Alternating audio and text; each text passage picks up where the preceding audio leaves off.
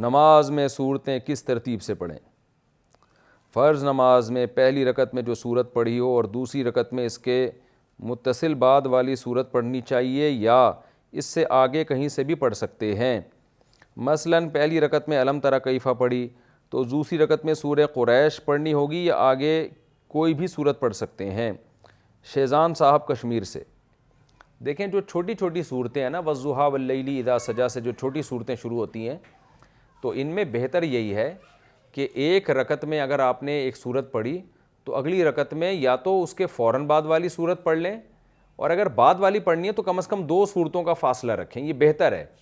بہتر کی وجہ بھی بالکل واضح ہے کہ آپ درمیان سے ایک صورت چھوڑ کے چلتے ہیں تو ایسے جیسے ایک نوعیت کا اعراض لازم آتا ہے کہ آپ کو ایک اس صورت سے پتہ نہیں کیا مسئلہ تھا جو اتنی سی صورت آپ نے چھوڑ دی، لیکن یہ کوئی حلال حرام کا مسئلہ نہیں ہے، جائز بالکل ہے، بہتر اور نہ بہتر کا مسئلہ ہے۔ تو اگر کوئی امام پہلی رکعت میں آیت الم تری پڑھتا ہے، دوسری رکعت میں لإیلاف قریش چھوڑ کے ارأیت الذی پڑھتا ہے تو یہ بھی بالکل جائز ہے،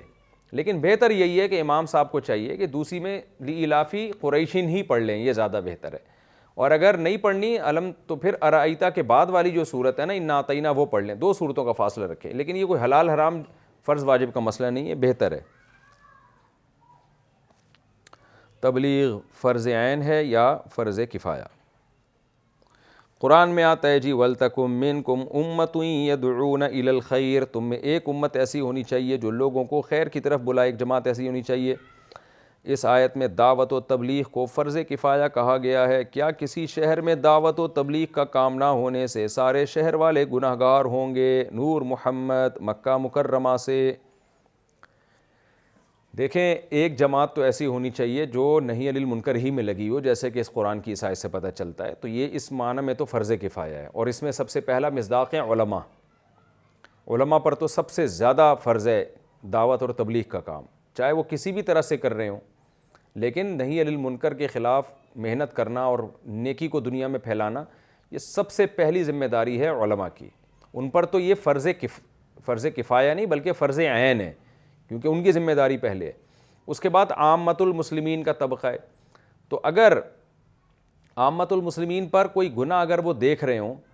تو ان کو اگر روکنے کی قدرت ہو اور امید ہو کہ ہمارے روکنے سے گناہ رک جائے گا، تو بھی ان پہ فرض ہے کہ وہ اس موقع پہ نہی عن المنکر کا کام کریں، اگر نہیں کرتے گناہ گار ہوں گے۔ لیکن اگر ان کو امید نہیں ہے، اگر انہوں نے روکا تو امید نہیں ہے کہ پتہ نہیں اگلا رکے گا بھی کہ نہیں رکے گا، بلکہ بعض دفعہ فتنے کا الٹا اندیشہ ہو جاتا ہے، تو پھر ایسی صورت میں ان پہ فرض نہیں رہتا۔ باقی اجتماعی سطح پہ مسلمانوں کے لیے دین کو بچانے کی کوشش کرنا، جیسے تبلیغی جماعت کر رہی ہے یا اور بہت ساری تنظیمیں ہیں، تو وہ فرض کفایہ ہے۔ تو اور اگر ایک بڑی جماعت وہ کام کر رہی ہو اور دوسرے اس کے ساتھ تعاون وقتاً فوقتاً کرتے رہیں تو باقی امت سے ساقط ہو جاتا ہے۔ اب آپ نے بتایا پورے شہر میں کوئی بھی دعوت کا کام کرنے والا نہیں ہے، تو اگر ایسا ہے کہ نہ تبلیغ کا کام ہو رہا ہے، نہ درس قرآن کی دعوت، تو کسی بھی طریقے سے تبلیغ کا کام نہیں ہو رہا، تو پھر خطرہ ہے کہ یہ شہر کے لوگ گناہ گار ہوں گے،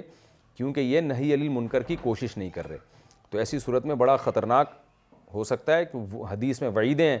کہ تم اگر نہی عن المنکر چھوڑ دو گے اللہ تمہاری دعائیں قبول کرنا چھوڑ دے گا، اور جب گناہ گار لوگ گناہ کی وجہ سے عذاب ہوں گے تو وہ نیک لوگ بھی اس یعنی عذاب میں ہلاک ہوں گے، تو نیک لوگ بھی اس عذاب میں ہلاک ہوں گے جو گناہ سے روکتے نہیں تھے۔ تو اس لیے اس کا بڑی فکر کرنی چاہیے، اور میں بار بار یہ بات کہتا ہوں کہ اس بحث میں نہ پڑیں کہ تبلیغ فرض عین ہے یا فرض کفایہ ہے، آپ تبلیغ میں جڑ جائیں بس، ٹھیک ہے نا۔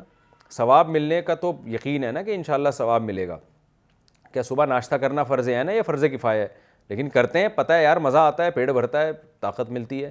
تو تبلیغ فرض عین ہو فرض کفایہ، اس بحث کو چھوڑیں، نکلیں تبلیغ میں تاکہ آپ کو گناہوں سے بچنے کی توفیق ملے، اللہ کی محبت پیدا ہو آپ کے اندر۔